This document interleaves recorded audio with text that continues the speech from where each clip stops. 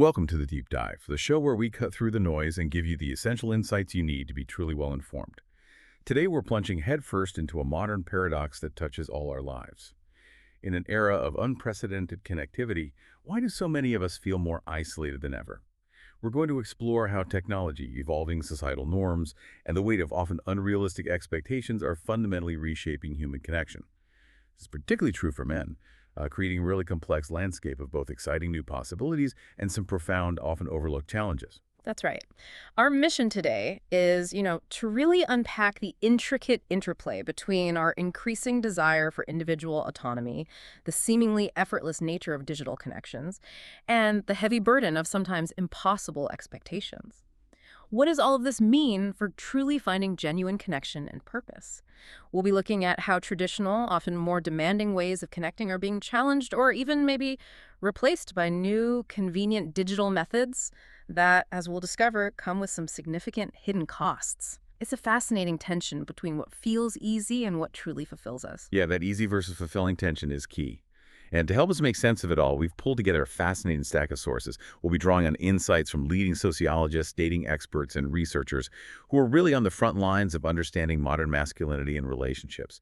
We've got compelling data, we've got powerful stories, and we're ready to uncover some surprising truths. So let's unpack this. Let's do it. The new landscape of human connection and autonomy. Okay, so let's start with what might seem like science fiction, but is increasingly becoming a very real possibility. The allure of AI and digital companionship. Our sources suggest that if an AI robot capable of genuine, sophisticated interaction were available today, it would spark an instant flood of demand. Can you imagine that immediate uptake? It's wild to think about, an instant flood. Right. It's envisioned as something that could radically change the personal sphere, even described provocatively in one source as a self-pleasuring device that engages in you on a familiar level. That's a striking phrase. It is. The promise is clear, though. It offers an escape, and perhaps even more profoundly, a simulated substitute for a partner. This isn't just a gadget. It's a potential revolution in how we seek comfort and companionship. And what's truly fascinating here is the historical parallel. This Yeah. rapid adaptation, this immediate flood of demand, it isn't entirely new in human history, right? Think about other tools or inventions that people quickly embraced because they were simply a better option for its time. Like the car, maybe, or the smartphone itself. Exactly. Take the automobile or even the washing machine.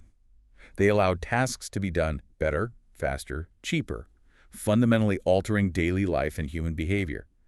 The argument is that if AI offers a more convenient, less messy, and perhaps even emotionally safer form of companionship, free from the complexities and potential rejections of human interaction, people might gravitate towards it with similar speed. So it's about convenience, avoiding the messiness of real people. In large part, yeah. It's not necessarily about replacing human connection outright for everyone, but about choosing a seemingly easier alternative to navigate the intricate world of relationships. The path of least resistance, perhaps. So it's not just about a direct partner replacement then. You mentioned smartphones. Right. Our sources suggest it's more an evolvement of our dependency of a tool, much like the cell phone itself. The smartphone, for example, permits access to a world of information and connections, fundamentally reshaping our social lives. But AI could take that even further.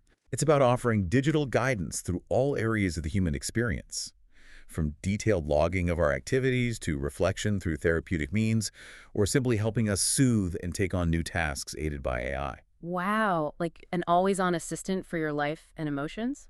Think about it, an always available, non-judgmental confidant, a planner, a therapist, all rolled into one. The contrast between this easy, on-demand support and the often messy, unpredictable, and demanding nature of real human relationships is incredibly stark, making the AI option extremely appealing in our busy, high-pressure lives. That easy factor is really powerful. Yeah, I can see the appeal. And this sense of individual empowerment, of always-on support, leads us directly into a broader societal shift, doesn't it? The rise of radical autonomy and how it cultivates often unattainable desires. Exactly. Our sources highlight an argument that autonomy is no longer steered or controlled by large bodies such as families, communities, or religions. For centuries, these institutions provided a script, a roadmap for identity and life choices. Now that scaffolding is largely gone. Which sounds liberating, maybe. It means people are profoundly free, yes. But this freedom also empowers and forces them to create an identity that is self-supporting, to be fiercely independent, While liberating for some, it places the significant, almost overwhelming burden on the individual to construct their entire sense of self and purpose without traditional guideposts. And here's where it gets really interesting and quite challenging for individuals. These newly self-supporting identities, especially for younger generations, they're heavily shaped by online influences, right? Massively. Shaped by what they see and what they are told by peers, Hmm. through the highly curated, often idealized realities presented on social media and other online platforms. So you're constantly bombarded with perfect lives, perfect bodies, perfect relationships. Precisely.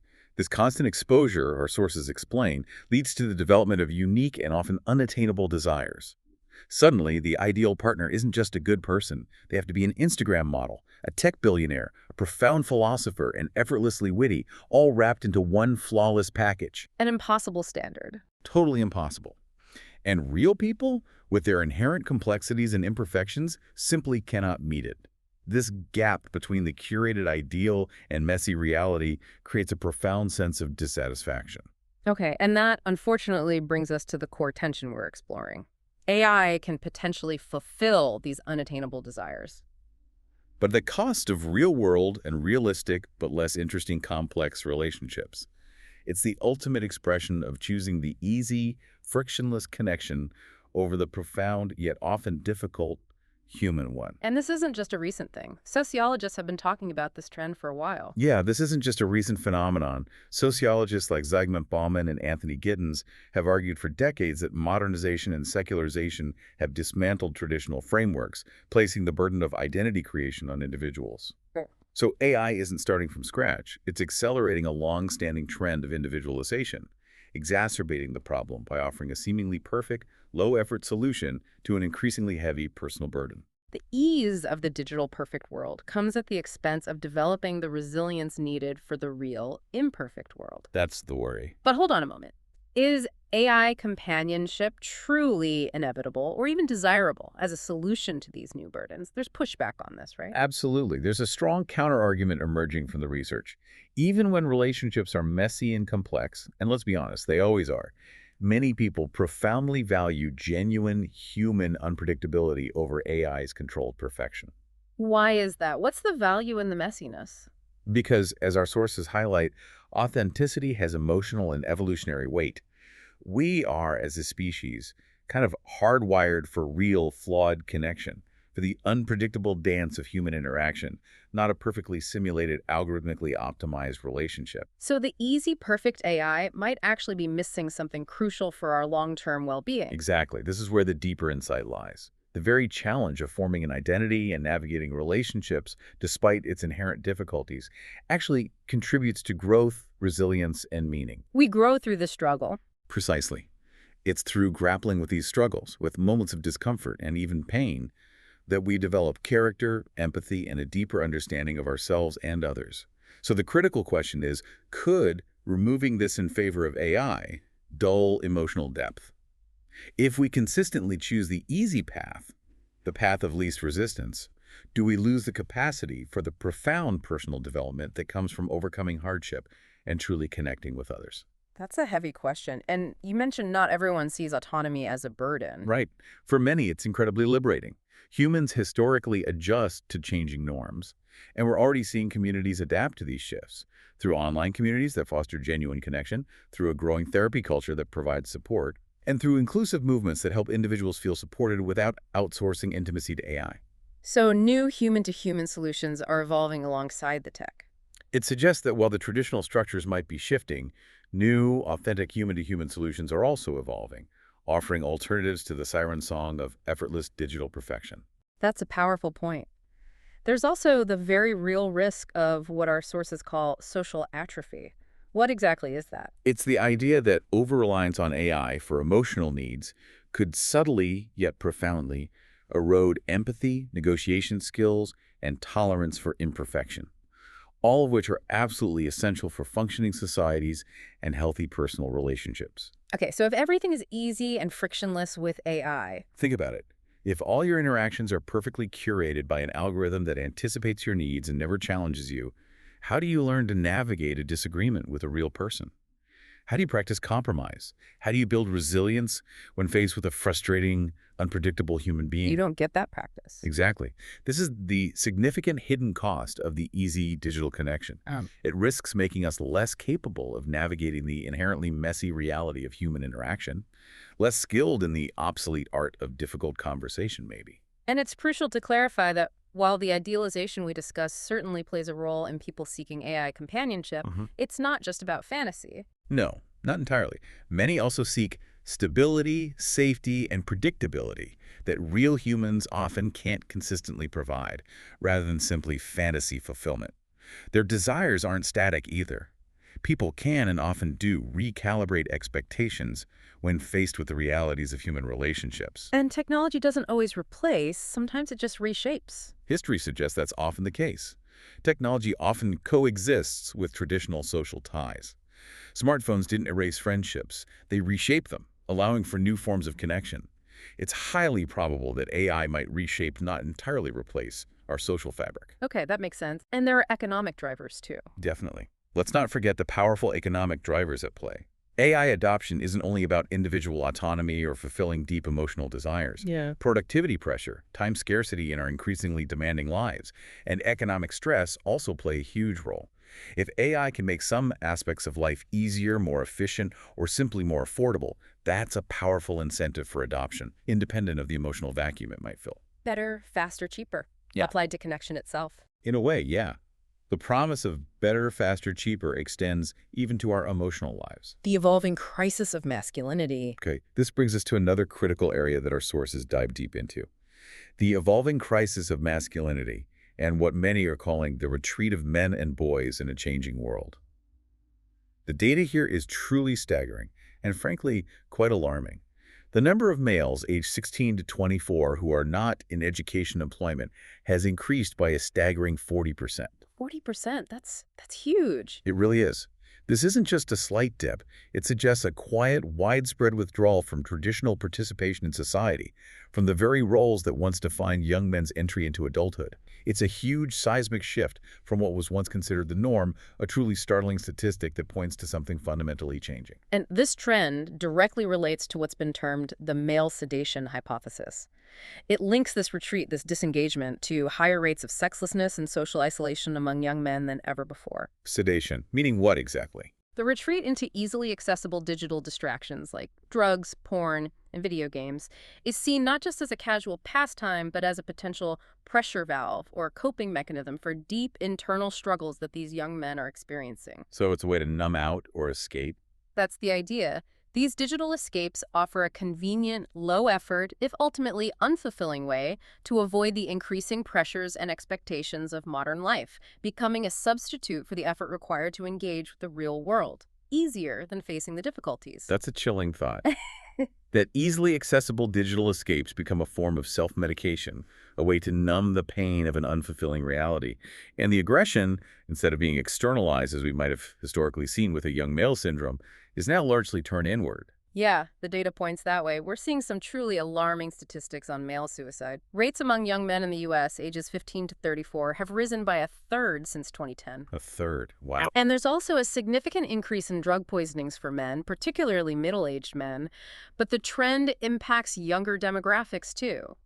It's a tragic picture of internal despair and quiet suffering, a stark contrast to the outward-facing struggles traditionally associated with male adolescence. And this connects to the broader deaths of despair idea. It undeniably connects to the broader deaths of despair phenomenon that researchers have identified, encompassing suicide, drug overdose, and alcohol-related deaths. One particularly courageous study highlighted in our sources suggests that the psychological profiles of certain mass shooters are pretty similar to those who die by suicide or drug overdose, framing these behaviors as a variant of a death of despair. That's a really difficult connection to make, but important to understand. It is, and it's crucial to emphasize, as our sources do, that analysis is not justification. Understanding the complex roots of this despair does not excuse violent acts, but it does highlight a profound, unaddressed societal challenge that impacts all of us. Right. Analysis isn't justification. These are symptoms of deeper issues. Exactly. Symptoms of deeper issues in how we equip men to cope with a changing world.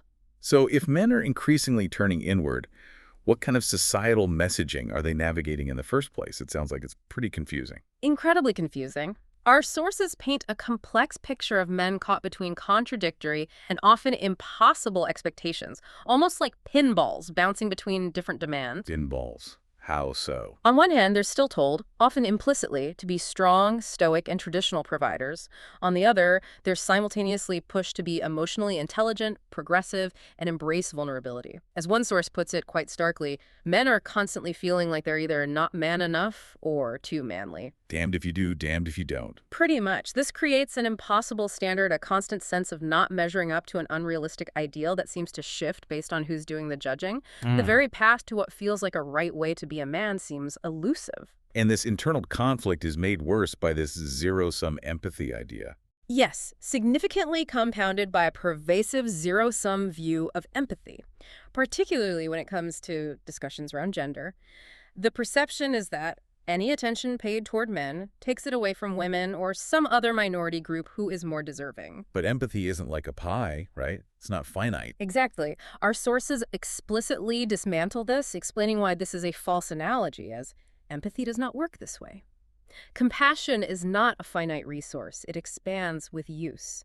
This idea that addressing men's struggles somehow diminishes the struggles of others fosters division and actively prevents a holistic approach to addressing real societal challenges across all groups. It makes it harder to even talk about men's issues. It creates a climate where men feel their problems are not only secondary, but perhaps even illegitimate to acknowledge. And this leads to what one source calls a blatant double standard in how we frame problems based on gender. Yeah, the observation is striking. If a woman has a problem, we ask, what can we do to fix society? If a man has a problem, we ask, what can men do to fix themselves? Huh. That's quite a difference in approach. It is. This approach, according to one of our researchers, gaslights men into thinking they can solve these problems by being less masculine. It places the entire burden on the individual, rather than acknowledging the systemic and societal issues that contribute to men's struggles. It certainly makes it harder for men to seek help or even identify their struggles as legitimate societal concerns, often internalizing them as personal failings. That fix yourself message. And this burden of unexpressed vulnerability is profound, and our sources speak to it directly. There's a deep societal difficulty for men to express weakness or struggle, citing deeply ingrained fears of emasculation or rejection. We heard quotes from young men feeling worthless. Yes, poignant quotes from young men feeling worthless or useless, unable to share these feelings with anyone. They are emotionally compressed. One expert noted that men may need to decompress some of that emotion first with a couple of your bros before they can even consider sharing it with a romantic partner, precisely to avoid negative reactions like the ick factor we'll discuss later. So they need a safe space first before opening up more broadly. It highlights a critical lack of direct, safe emotional outlets for men, making the path to genuine emotional expression far from easy. And it's not just about emotional messaging. It's about the very structures that used to support men's development into adulthood. You mentioned the loss of guardrails. Exactly. Our sources discuss the profound loss of guardrails for men in young adulthood, referring to this as social deinstitutionalization. What this means is a gradual erosion of the institutions and norms that have acted as guardrails against self-damaging behavior. Like what kind of institutions? These used to include strong community ties, mentorship from older men, clear rites of passage, and established social rules. The stable, traditional pathways and the clear expectations they provided are eroding, leaving many young men adrift in a world of overwhelming choice and shifting expectations without the structure they desperately need. So the once obsolete frameworks, though rigid, provided a clear path. The easy new freedom often feels like a void. That's a good way to put it, a void. And a critical factor contributing to this vacuum is the fatherlessness crisis. The stats are pretty bad there. They're alarming. About 25% of children in the U.S. live without a father present in the home, a figure that has doubled in the last 50-odd years. Doubled. And mostly living with the mother alone. Alarmingly, 92% of the time, that's with the mother alone, underscoring the specific absence of a male presence. The consequences detailed in our sources are dire. Children from father-absent homes are 300% more likely to carry drugs, to carry guns, to deal drugs, alongside a huge plethora of mental health consequences, including higher rates of depression and anxiety. Wow, that absence has huge ripple effects. It creates a profound vacuum, making it significantly harder for boys to learn what it means to be a man in a healthy, constructive way because they lack consistent male role models in their immediate lives. And into that vacuum, unfortunately, steps a different kind of guidance. You mentioned prison guards and online influencers. Yeah, it's a stark reality. We're seeing millions of boys in America whose first male role model is a prison guard, a chilling reflection of where many young men find their adult male interaction. This is coupled with a pervasive lack of male teachers in K-12 education, creating a guidance vacuum that is often filled by performative influencers or thinly veiled misogyny online. So they turn to the internet for role models. And these digital figures offer easy, often destructive narratives of masculinity that, while captivating, lack the nuance, responsibility, and genuine wisdom that real-life mentorship provides. The easily accessible but often toxic narratives online become the default for many boys seeking a sense of identity and belonging. It's the easy answer, but not the right one. And even schools might not be set up ideally for boys. Well, our sources delved into how even traditional classroom design itself may not cater to boys' developmental needs. Research suggests that boys often need more exercise and more free play and more roughhousing than what's typically provided in co-ed school settings. Interesting, like needing more recess. For instance, single-sex boys' schools often have double the amount of recess, accommodating a natural male inclination towards physical activity. This hints that traditional educational environments, while seemingly gender-neutral, might inadvertently disadvantage boys by not accommodating their specific developmental and learning styles, making school feel less engaging and more difficult. And there's also this perception that boys are less resilient emotionally. Yeah, beyond physical energy, there's a perception discussed in the sources that boys are seen as less resilient and weaker than girls in terms of mental and emotional strength, and are more negatively impacted by negative situations. This perception, regardless of its full accuracy, adds to the challenges men face in seeking support or acknowledging their struggles, as it implies they should simply toughen up. Modern dating and unrealistic expectations. Now, let's shift gears to how all of this plays out in the modern dating landscape, particularly through the lens of expectations. Our sources highlight what's being called a mating gap and rapidly shifting gender dynamics. It's a wonderful thing, according to one source, that women are rapidly ascending in education and earning. Absolutely, a positive development. With 60% of college enrollment now being women and young women now out-earning young men in urban areas, this is a huge positive societal shift, a testament to decades of progress. But it also, perhaps unexpectedly, creates new complexities and challenges in relationships. It does. This rapid ascent of women in education and career undeniably contributes to what's being observed as a huge mating gap between the type of men that women are looking for and the type of men that are available. A mating gap because of hypergamy? That's part of the theory, yeah. This phenomenon is partly attributed to hypergamy, a sociological concept where women traditionally and often unconsciously seek partners of more economic or social status than themselves. In a world where women are increasingly achieving significant economic and social status, the pool of men who meet those traditional hypergamous criteria naturally shrinks. So the bar is rising, but the available pool isn't keeping up for some women. That seems to be the dynamic. The expectations are rising, but the pool of readily available partners, at least for some women, is not keeping pace, leading to a bottleneck and a perceived shortage of suitable male partners. This creates a difficult situation for both genders trying to navigate new relationship dynamics. And here's the profound paradox of expectations that emerges from this shift. Women are simultaneously raising the bar in terms of what they need from men. They want emotional intelligence, active support, and egalitarian partnership. All reasonable things to want. Right. But many also implicitly or explicitly state that not wanting to date a guy who earns less than me and still expecting a significant financial contribution.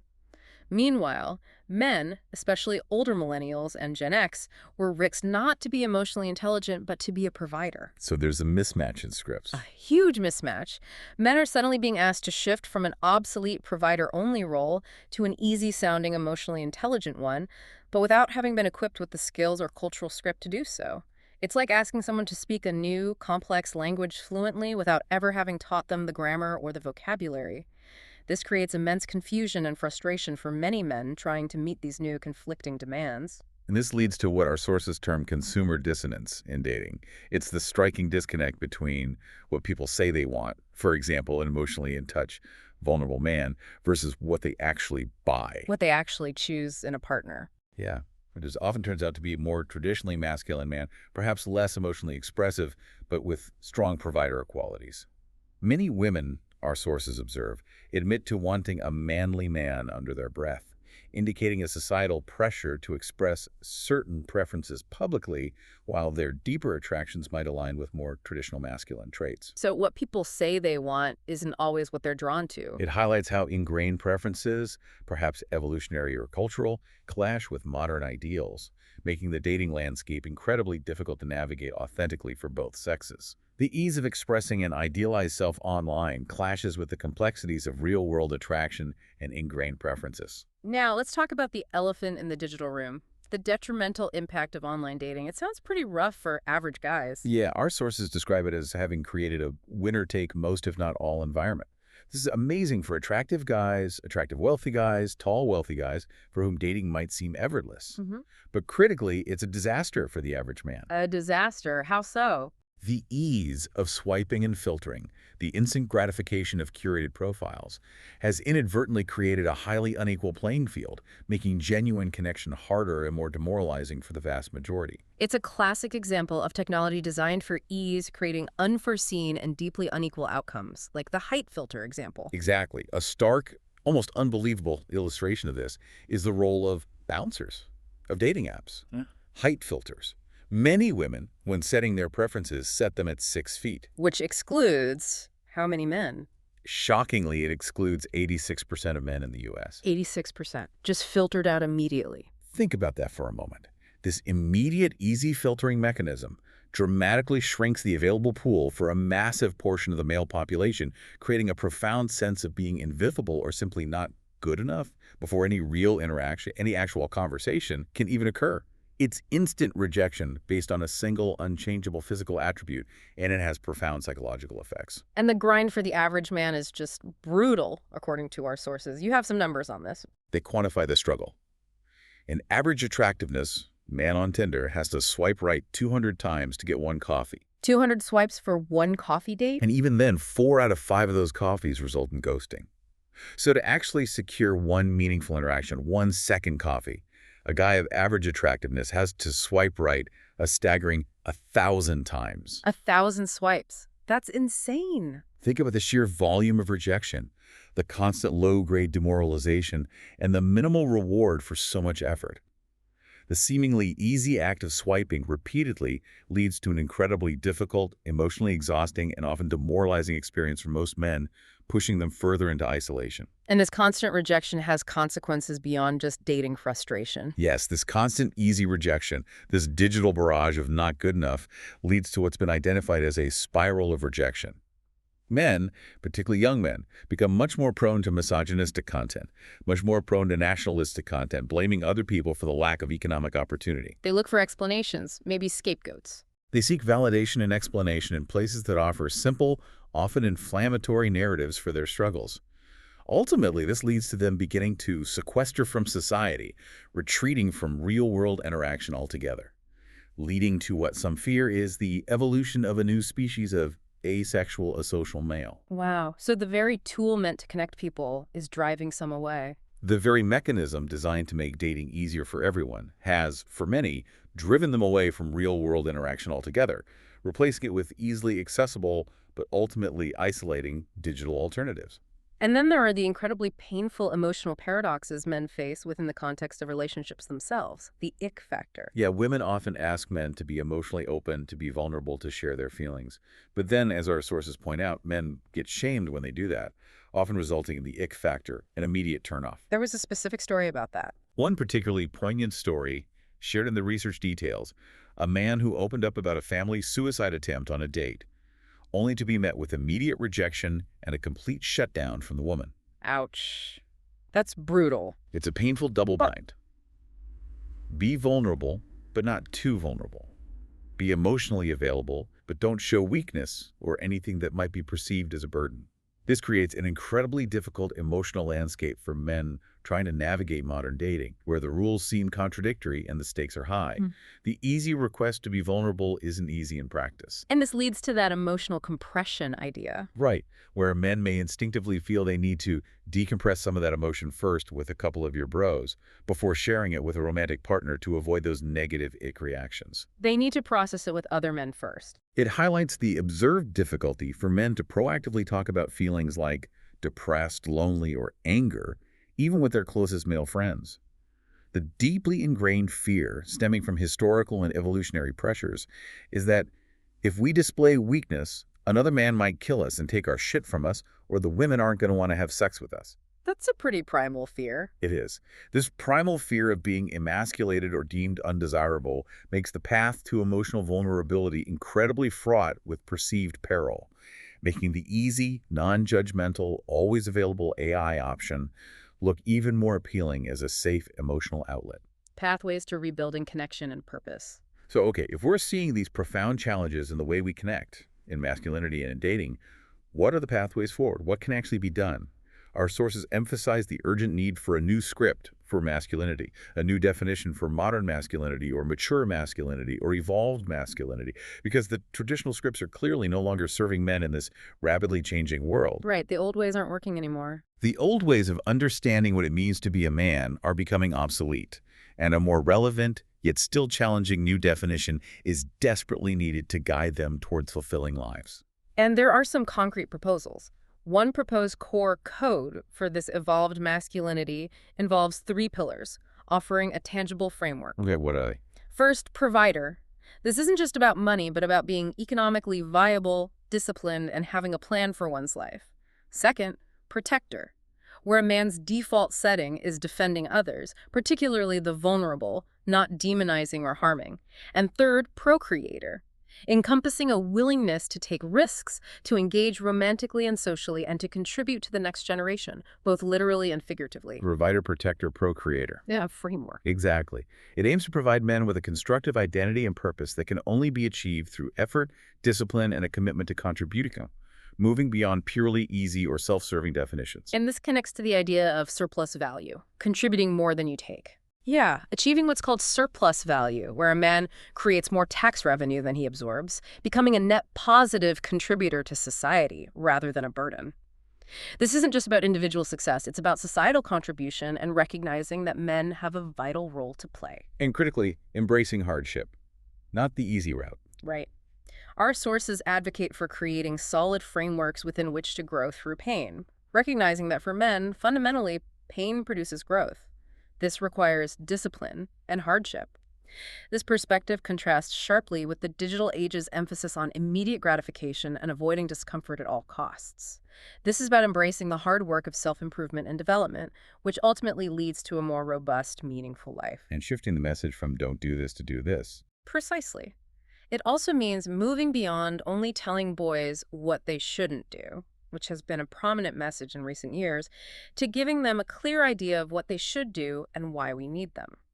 This positive reinforcement and clear, aspirational direction can begin to fill the hunger for solidity and the structure that we used to give them, providing tangible steps for developing a meaningful identity and a sense of purpose beyond simply avoiding negative behaviors. Giving them a positive blueprint. Exactly, a blueprint for positive action, moving from an empty freedom to a purposeful one. A crucial part of this rebuilding involves fostering male community and mentorship. Men's groups came up. Yes. Our sources detail the structure and benefits of men's groups as a deliberately masculine space where men can go deep, hold each other accountable, and discuss pressing issues safely, without fear of judgment or the ick factor. They even work on being less funny. Apparently.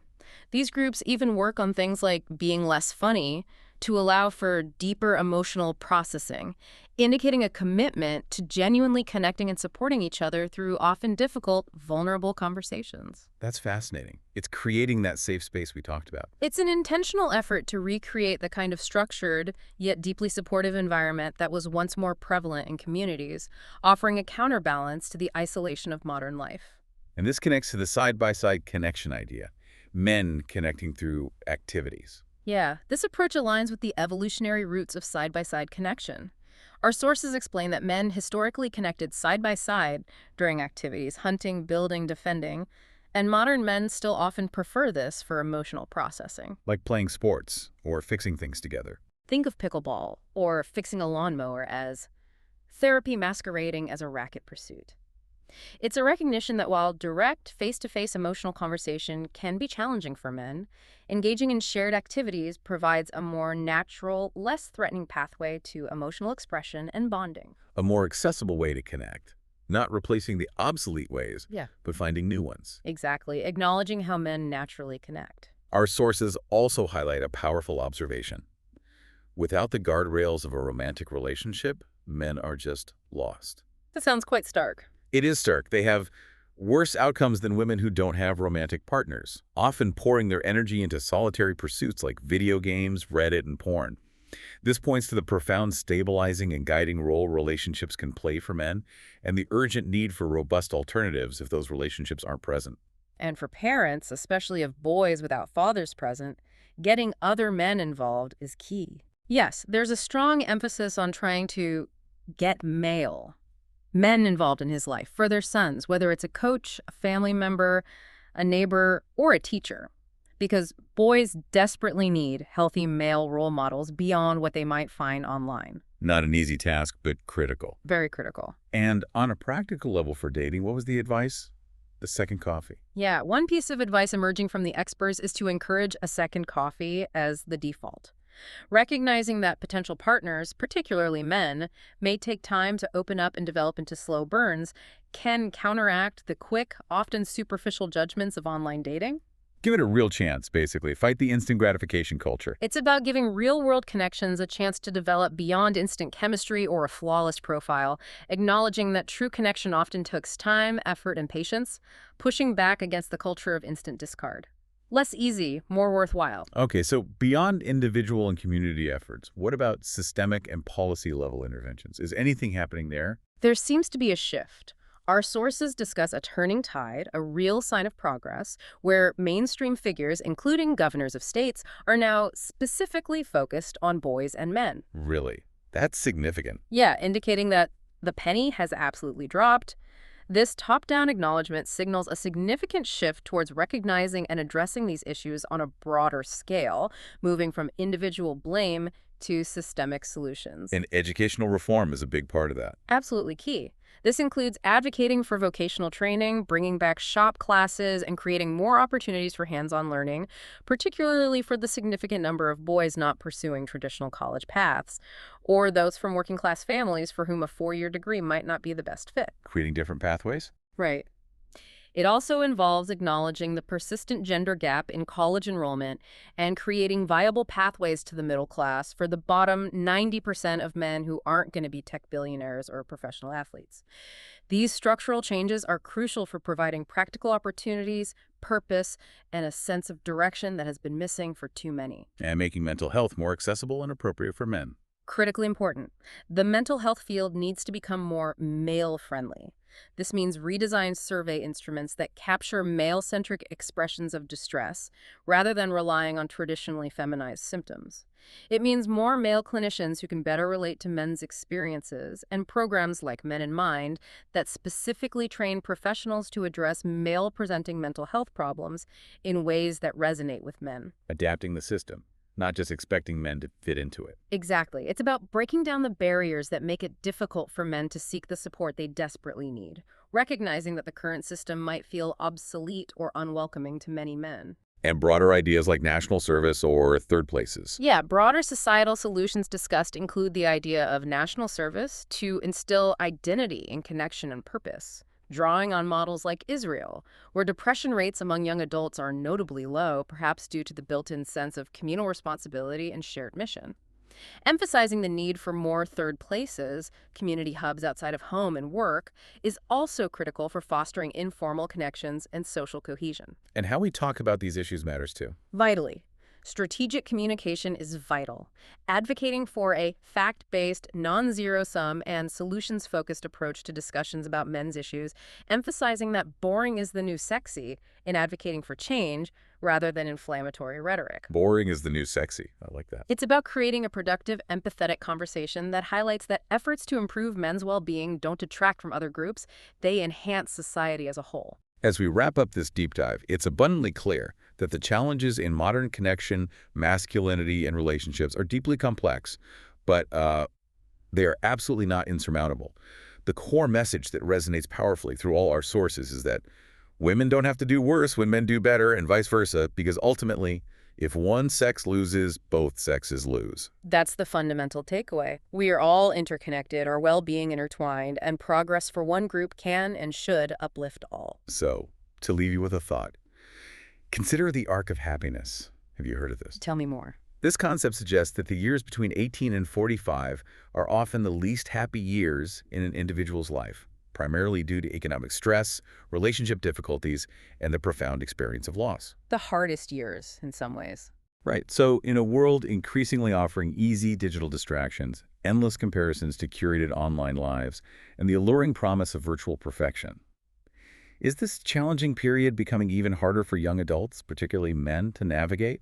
Or are we simply masking deeper human needs for authentic struggle, genuine purpose, and truly meaningful, often messy connection by consistently choosing the path of least resistance? That's the million-dollar question, isn't it? Are we opting out of the necessary struggle? How can we, collectively, leverage modern wisdom from renewed positive definitions of masculinity in sportive men's groups to systemic policy changes, to write a new script for navigating these challenging years and fostering robust, meaningful connections for all?